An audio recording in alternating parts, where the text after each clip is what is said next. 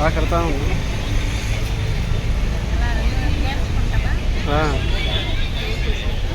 కడవరా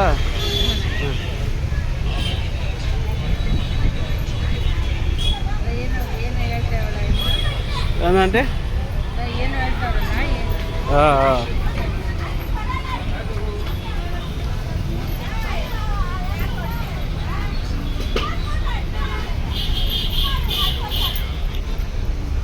రోజుకి ఎన్ని పూలు అమ్ముతారు?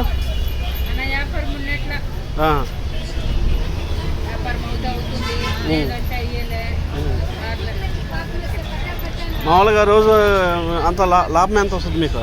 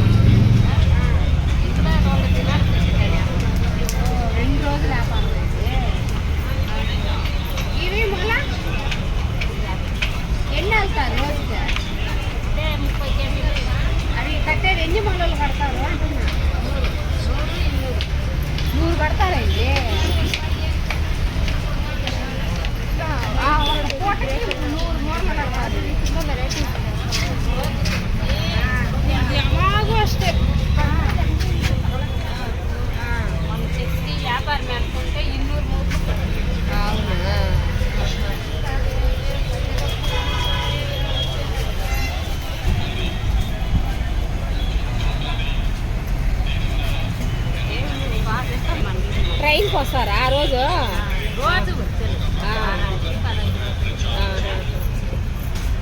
ఎట్లా మీ తోటలోవేనా? కొన్ని వసపట్టుకు పోతాము, మెజెస్టిక్ పోతాము, ఇక్కడ ఇది రోజు ఎంత జరగద్దా? మామూలుగా యావరేజ్ ఎంత జరగద్దు రోజు? మీకు లాభం ఎంత వస్తుంది?